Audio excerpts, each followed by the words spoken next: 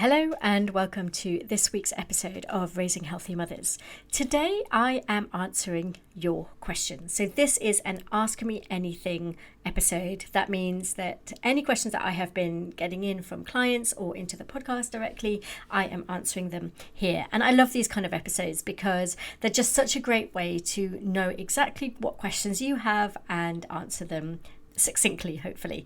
So if you have any questions that you want to ask me, whether it's about nutrition, about well-being in motherhood, it could be about parenting in general, or it could be about how I manage my own health and well-being as a mother of two, then I'd love to hear from you. You can send questions through to me on tasha@tashacruz.com or on Instagram @tasha_cruz, and I will include them in my next Ask Me Anything episode. So I am going to dive straight in so that I try and get through as many questions as we can in the time. So the first question that's come in is, should I be eating more meat because I'm breastfeeding or for energy in general? What can I eat instead of meat to get the same nutrients? Because we are mostly vegetarian with some fish. So I think this is quite interesting because this person is vegetarian, but they do eat some fish and they're potentially open to eating some meat in the interest of breastfeeding and for energy as well. So in general, I do encourage people, my clients, to eat some red meat if they're open to it. So of course, if they're completely vegetarian, then I wouldn't suggest it. But if you're open to eating some red meat or some meat at all, I would say focus on the red meat and go for 1 to 2 times a week if you can. Because from a health point of view, there is no denying that we are, as a species, we are omnivores. Like, that is how we have thrived and survived across millennia.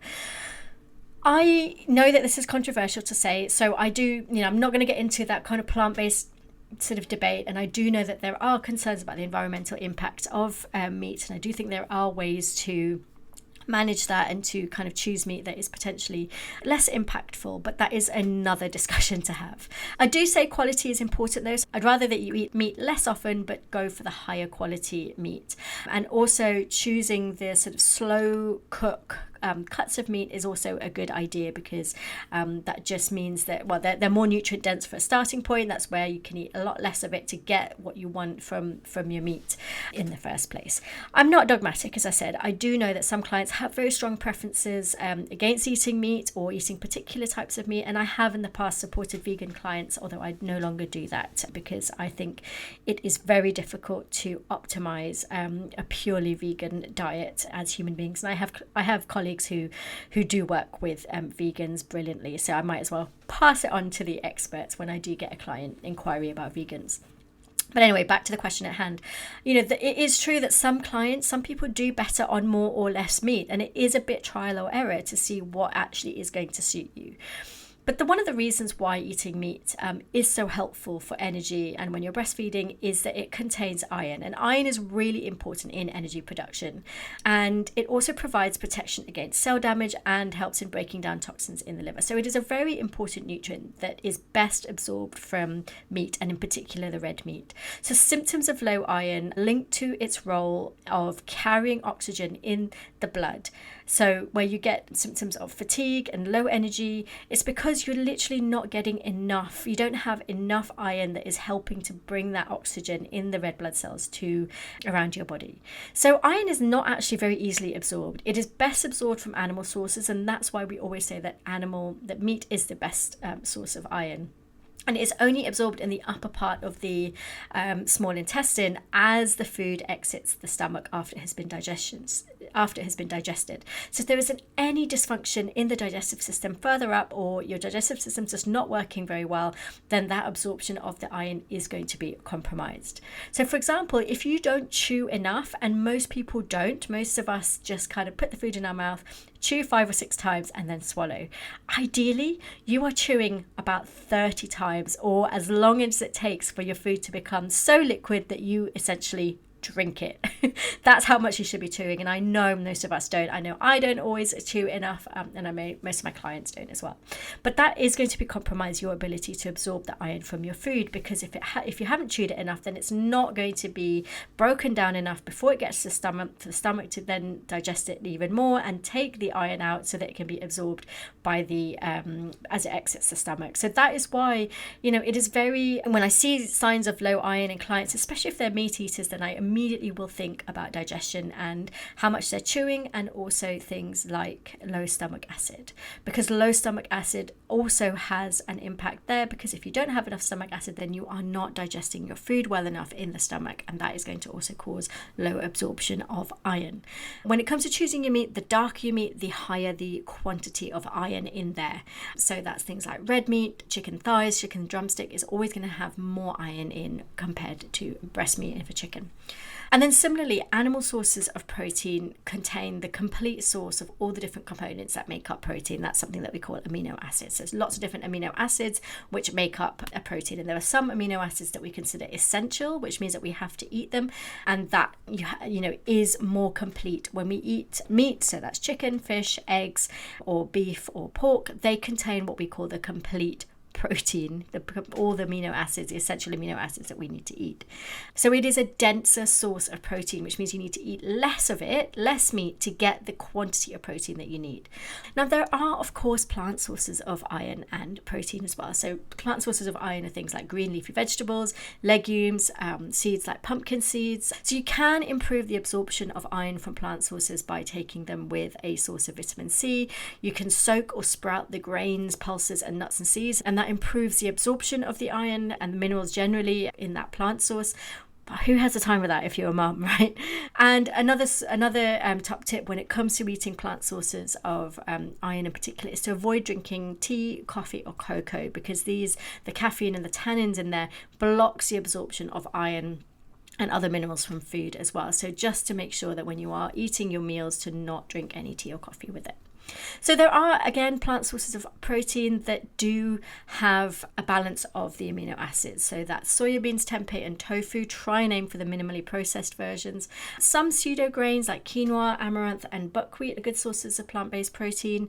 And then eggs and dairy as well. If you're vegetarian, then you can make sure that you're getting enough protein from eggs and dairy. But the issue with getting plant sources of protein is that you need to eat quite a lot of it, of that plant-based food, to make sure you're getting enough, especially when your body has a greater need in the case of pregnancy, breastfeeding, or if you're recovering from injury or surgery or something like that. So it's just worth bearing in mind that if you are vegetarian or you're plant-based, that you are going to need a lot of quantity of plant-based food to get the protein and the iron in that you would otherwise get from meat. If you do eat fish, then that is great news, because that is where you can get really great source of lean protein and some iron as well. So if you do eat fish, try and focus on eating oily fish a couple of times a week at least. That's things like salmon, mackerel, anchovies, and sardines as well, and trout. So those oily fish, they are really beneficial. Obviously, they've got the protein and the iron in there, but they're an important source of omega-3s, which is an essential fat, meaning that we have to get it from our diet, and especially in the form of omega-3 called DHA. And this form of omega-3 is particularly important in the first 2 years of childhood, of the first 2 years of infancy, because up to the age of 2, children have poor conversion to DHA from the other essential fats. So our body can convert to DHA, but it's a poor conversion rate in the first 2 years of infancy, and then after that, your body has developed a better conversion ability. And why is this relevant? Because if you are breastfeeding, the DHA intake is directly linked to the DHA content of your breast milk. So if you have low DHA in the diet, you will have low DHA in the milk. So that's why I really say focus on eating the oily fish if you are a fish eater and you are breastfeeding, or if you're pregnant as well. There are plant-based sources of omega-3, which is in the ALA form of omega-3, and that does need to be converted in the body, and it is a really complex process, resulting in quite a low conversion rate by the end. So, and remember, in the first 2 years of infancy, you don't have that good conversion rate. So your children, if they don't have regular sources of omega-3, then they potentially might not be getting enough.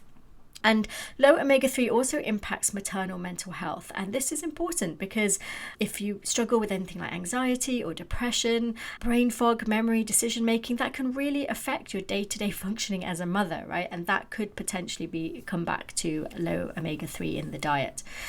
So I do go into a lot more detail about optimizing plant-based diet, especially on the omega-3, protein and iron and other key nutrients to be aware of in a plant-based focused diet. There's an episode called Optimizing Plant-Based Diet in Motherhood, and it's season 3, episode 3, and I will link to that in the show notes.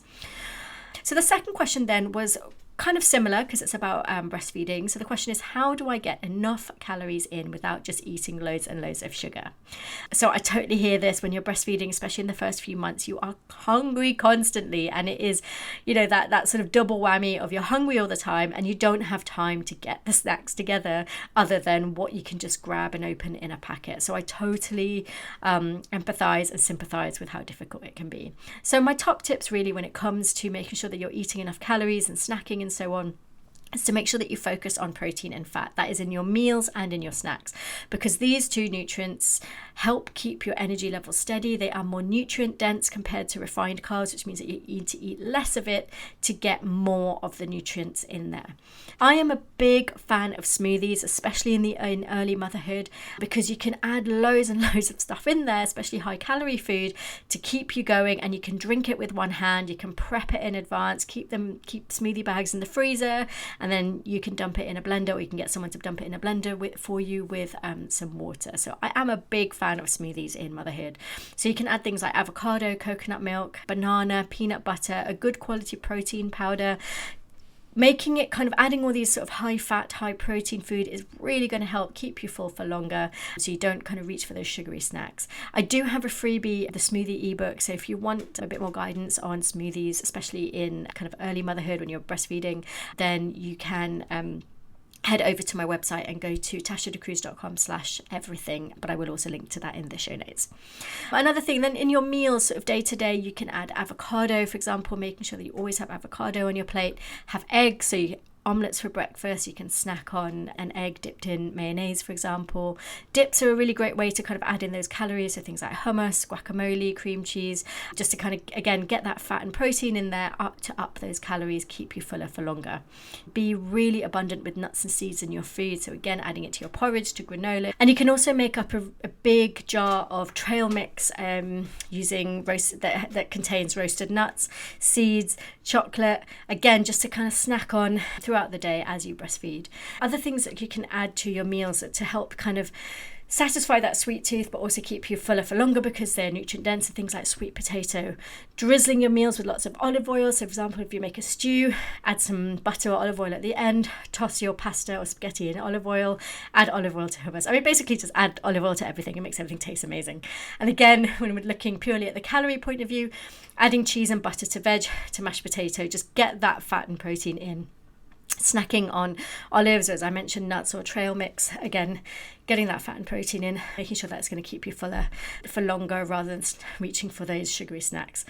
And then think about increasing your portion sizes at meal times. So especially in motherhood, when you're breastfeeding, it can be really hard to grab those opportunities to eat. So going for slightly bigger portions, if you're early breastfeeding, then looking at 1.5 times the amount of food that you might normally eat to keep you going.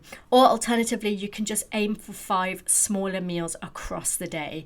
So rather than thinking I'm going to have 3 big meals, try and go for 5 small meals. So where you might have a snack, instead of thinking of it as a snack, think of it as a small meal. So that can really help kind of keep you going without grazing constantly on snacks. And then another kind of thing that you can batch cook or batch prep in advance is kind of making that homemade banana ice cream. That's where you whiz up frozen banana and add some nut butter, some cocoa to make it a nice chocolatey ice cream. You can make like a homemade avocado chocolate mousse. Again, that's where you whiz up some avocados and some cocoa powder and some honey, stick it in, put it in little ramekins, stick it in the fridge, and then they're just ready to go straight away. You can also make quite an easy sort of frozen yogurt berry ice cream type thing with yogurt and frozen berries, again whizzed up, add some honey to sweeten it a little bit. Just really good things to snack on. Add some nuts on top for that protein and fat. If you want a warm drink, go for something like a homemade hot chocolate made with whole milk, obviously with cocoa, and that's just going to be a nice warming thing that will also fill you up. Snacking on dark chocolate again. I do have a whole free guide to snacking, so I will link that in the show notes as well, or you can head over to the everything page on my website. So my next question actually is a bit of a flip side question to the previous one. So the previous one was about how do I add in calories? But this one is, I have gained 5 kilos over my pre-pregnancy weight. I've never dieted, so I don't want to start now, but I do want to go back to my old body at some point. So start off, I just want to say I am so glad that you're not going to start dieting. You might have heard me ranting about this on the podcast before, that dieting is not for you if you're a mother. I mean, I usually say in the first year of motherhood, but really, I just think dieting, I could go on for hours about it. Diets don't work. It's so much more than simply how much you eat and how much you move. That whole calories in, calories out thing. I don't think it applies to motherhood anyway, because there is so much more at stake. But I just think it's a miserable way to live. And there's no point counting your calories, losing a whole load of weight, but then not keeping it up, and then it just becoming a perpetual cycle. So that's me off my high horse, because sleep and stress are major factors in weight gain and weight loss, and your hormone health as well. Not just the sex hormones that we know about, but things like thyroid hormones and stress hormones. They all affect how well you make energy and use energy from the food that you eat. So if any weight loss expert that you're following isn't talking about stress and sleep and hormones, then run away, because they're not looking at the bigger picture. And this is often the case when you look at personal trainers and people with exercise programs. You know, they'll talk about nutrition, but they don't have that training in the other lifestyle factors that could be affecting it at all. And so I'm very careful when I do recommend any PTs or exercise programs. I always make sure that they talk about nutrition in a way that aligns with what I understand about nutrition in motherhood and weight loss in particular.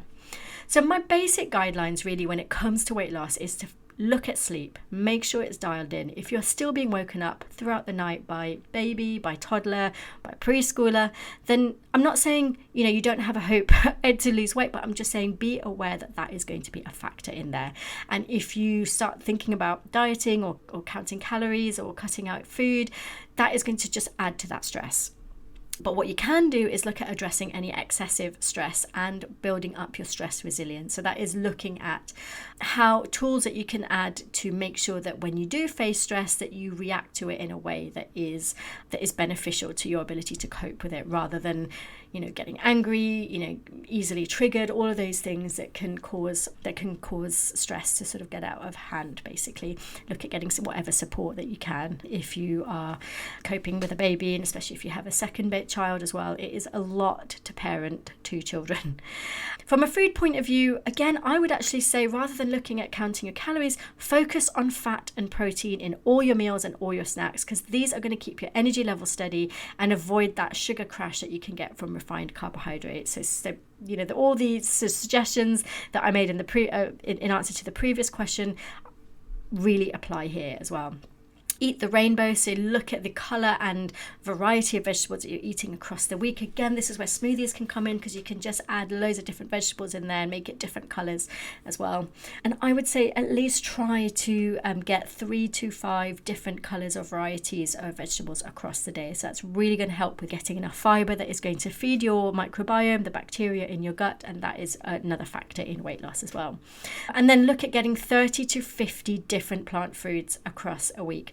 Don't overthink this. Don't just, get overwhelmed by that number. It sounds like quite a lot. I bet you actually get not that far along without really realizing it. You just need to make sure that you're getting a good variety of vegetables across the week. So for example, if you make a bolognese, you might already be adding things like onions, garlic, celery, carrots, tomatoes. Okay, that's immediately you've got 5 vegetables in there, but you can also increase that by adding mushrooms and lentils and really making it a very nutrient dense meal. And actually what I do in my dinner on the table guide is I take the idea of batch making some veg heavy sauces that you can then use in different meals to up that vegetable numbers. So for example, with that bolognese, rather than just using tomatoes, I would say use my many veg tomato sauce, which includes things like tomatoes and carrots and celery and all your normal things, but also adds in others, things like cauliflower and leeks or whatever it is that you have in the kitchen that will probably work. They can go in there as well. So instead of just using that your kind of normal sort of tomatoes, you can add that in, and that's such a great way to without even realizing, increase your plant numbers. I'll put a link to Dinner on the Table guide in the show notes, because there's loads and loads of ideas in there on how to increase your vegetable intake across the week in there as well. Plus great guidance on meal planning, all of this information that you get in the guide.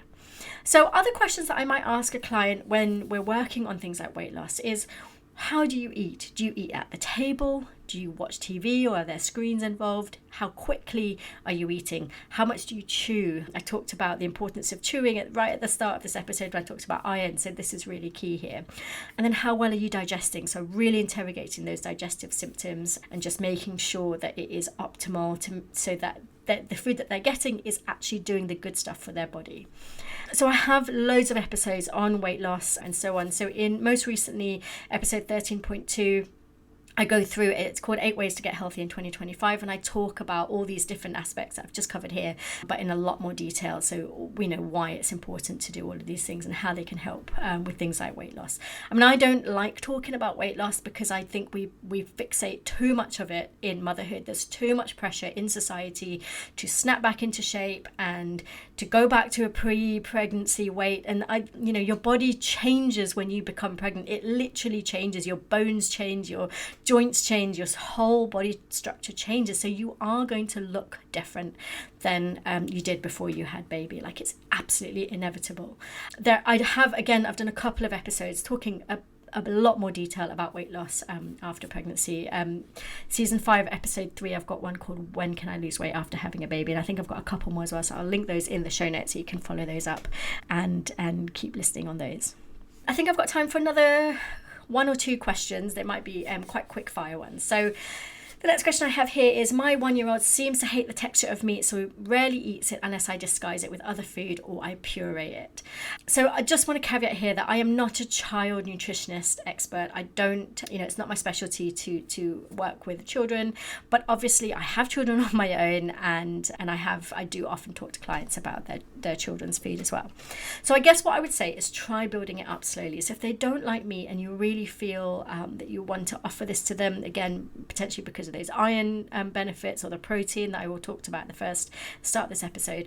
So try building it up slowly. So maybe you might make a pasta with tomato sauce, or maybe you might even make a lentil bolognese. So can you add or swap out a quarter of the amount of lentils for mincemeat? It's funny because I usually do this the other way. Instead of making a meat bolognese, can you add some lentils instead to kind of get that plants increase? But this is the opposite here.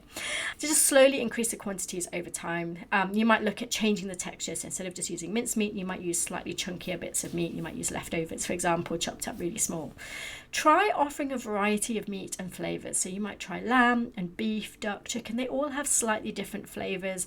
Try different ways of cooking them. There's a reason why children love chicken nuggets so much, because they tend to, be relatively plain flavored and, not difficult textures. So if they will eat something like chicken nuggets, like bought chicken nuggets, start there and then slowly introduce maybe homemade ones, or ones that have slightly different ingredients, maybe instead of kind of super processed ones that have actual just chicken coated in breadcrumbs. You can get different types of chicken nuggets out there. So do a bit of research and have a look about how to do this. Try slow cooking food, so it's really tender, like almost melt in the mouth type texture. So for example, lamb shoulder is really great for this, or a beef brisket or a pork shoulder, just something that kind of goes really tender, so doesn't involve a lot of chewing. So that might help if they struggle with the texture of, I don't know, like a piece of fried chicken, like a pan-fried chicken breast or something like that. Or you could try poaching chicken. You can make chicken like really silky soft when you poach it, just very, very gently. I don't have a specific recipe for this, but if you Google it, you'll come up with something. As I mentioned earlier, it is possible to meet the nutrition needs of a child on a vegetarian diet, but I would say it's best at this point to get that information from an expert in pediatric nutrition to make sure that they get the right balance of nutrients. They might well need the support of a supplement with a multi if you're not already doing that, if they are really struggling with the texture of meat, for example. There are loads of experts out there on this. SR Nutrition is a really good go-to. Kids Eat in Colour is really good for fussy eating. And then My Fussy Eater is also good for ideas on how to get fussy eaters to have more food without sort of realizing it. They're all on Instagram, so you can look them up. If you struggle with fussy eating in general, then I do have a workshop, How to Feed Your Fussy Eater, which is a bit of a crash course really on getting your children to interact more with food without you putting the pressure on them and helping you to bring more calm to the dinner table, because I think that is the foundation of meals, basically, is for everyone to feel calm about it. Because if you're feeling really stressed out or overwhelmed by the fact that they just won't eat the food that you're cooking, then that is going to come to the dinner table and they are going to feed off of it. So in that workshop, I give lots of ideas on how to bring that calm to the dinner table and also increase exposure in different ways. So if you head over to tashadecruz.com/everything, then you will find all my recorded workshops there, including that one, which is called How to Feed Your Fussy Eater, but I'll also put it in the show notes so you can find it quickly. I am going to do one last question so that this doesn't end up being a really long episode. So this question is quick and easy lunch ideas for a child with allergies. So this particular child has no eggs or nuts. So I think dips are a really good one when you have a child with allergies, especially if you make them yourself, because then you can completely tailor it to your child, obviously. So hummus and beetroot dip with tahini if sesame seeds are okay. Guacamole is a really good nutrient-dense dip because it's high in fat from the avocados plus fiber. A really popular one amongst my children is flatbread pizza. So that's where you get a flatbread or a pita bread or even just a piece of high quality bread. Spread it with tomato puree or that many veg sauce that I mentioned in the dinner on the table guide. Sprinkle a bit of oregano on, a bit of garlic powder if you have it, some cheese, and bung it in the oven or the air fryer if you have one. And you basically have a really quick pizza idea. As I said, I use any sort of flatbread really. I might use a tortilla wrap. I like switching it up and use corn tortillas sometimes to kind of vary the grain. I've used the seeded wraps. So, just do what you can to vary the grain and kind of giving that variety without using something that is completely foreign to them. Pasta is usually a really good shout when it comes to children, and you can vary the pasta itself. So you can add lentil pasta, which gives you a bit more protein and a bit more iron as well compared to wheat pasta. Obviously adding things like pesto and cream cheese in there to make sure that they're getting the nutrients and the calories in there. Again, assuming that they can have dairy.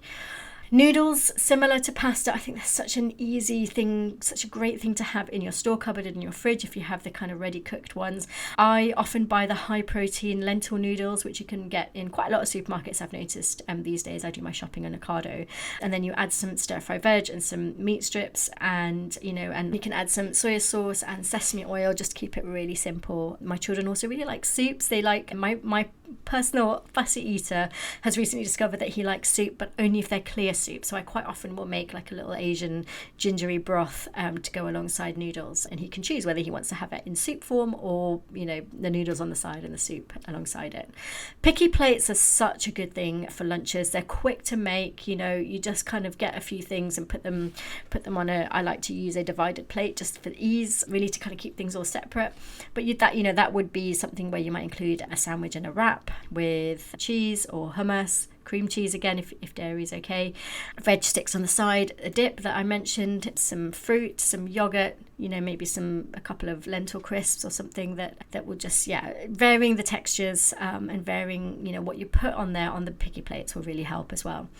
And then again, if they might try fish pate, you can make your own. If you get some smoked mackerel, cream cheese and smoked paprika, put it on some cucumber boats or on crackers or pepper boats. If you vary the crackers, for example, if you use Rivita one day, corn cakes another day, sourdough rye, for example, another day. It's surprising actually. Some children really like fish pate. I think it's that smoked flavour that really speaks to them. I think I've got time to answer one last question before the end of this episode. So this next question is, how do you survive on chronically low sleep when both your husband and baby are ill? So I'm assuming that this person herself is not ill, but obviously because her baby is ill and her husband is ill, so she is the main carer for everything. She's having to do absolutely everything. So I really love this quote from the Dalai Lama, who said, "When I have the time, I do 1 hour meditation. When I don't have the time, I do 2 hours." And the point is that what you need the most you need to do more of, if that makes sense. So if you think you don't have time for sleep, for example, you probably need to do a lot more of it. So at this point, if you are really struggling and everyone is ill and everyone is, up all night, I would say really focus, laser focus on the basics. So getting enough sleep, go to bed early. The house might look a mess, but it is temporary. They're not going to be sick forever. They will get better. And, you can kind of come back to it. afterwards, but get to bed early. Try and just let things go a lot more, simplify your meals, but really focus on the important things, the things that are actually going to give you the energy, and avoid those crashes. So protein, good quality fat, complex carbohydrates, and lots of colour on your plate. Obviously, if you're actually in the trenches right now, this might not help, but generally speaking, make sure that you have a really well stocked pantry and freezer and fridge as well with those essentials. So in the pantry, make sure that you've got tins of beans and lentils, tinned fish, good quality chicken stock or veg stock, whatever you use, wraps, jarred roasted peppers. I mean, this is the sort of things that I have in my pantry so that, whatever happens, I know I can pull together a meal really, really quickly. In the fridge, some really basic veg, cheese, hummus, cream cheese, and in the freezer, I really like having that many veg sauce. I feel like I've mentioned it so many times and it wasn't really intentional, but that many veg sauce pre-prepped in portion sizes, so I know that I can make a really nutrient-dense meal really, really quickly. Using pre-chopped frozen veg is another real great winner. Pre-chopped vegetables generally in the fridge can really help. So really simplify your meals when you're chronically underslept and everyone is really ill, and it's totally okay to just leave the chores aside. And if you have it, recruit your support system, learn to say yes. And when people say, let me know if there's anything I can do to help, take them up on it. It is hard, and it's much easier if you're in the opposite position and you see someone struggling, rather than saying, what can I do to help? Just say, here are a few things I can do to help. What would be the best for you right now? That is a much more helpful thing than saying, what can I do to help? Or let me know let me know if I can help. Because of course the answer is yes, I need help. But it's not always easy knowing what help you actually need, or knowing exactly what that person is able and willing to do. But obviously you're in the opposite position where you need other people to come and help you. So if they say, what can I do to help? Then have an answer ready. So maybe make a list of things that you're really struggling with. So maybe, is it washing up? Is it getting the laundry done? Is it cooking some meals? Is it going shopping? Is it maybe holding the baby so you can go and have a shower or go out for a walk for a little bit, or have a nap? Whatever it is, like write down a list of things that you could have help with, and then when someone says, what can I do to help, you have your answer ready and you can just present it to them and they can do it, because they mean it. When they say, what can I do to help, they mean it. They just don't know what help you need. And I really like reminding myself of the concept of, this is the season of my life right now, because it really helps to remember that it's not forever, it's just a phase.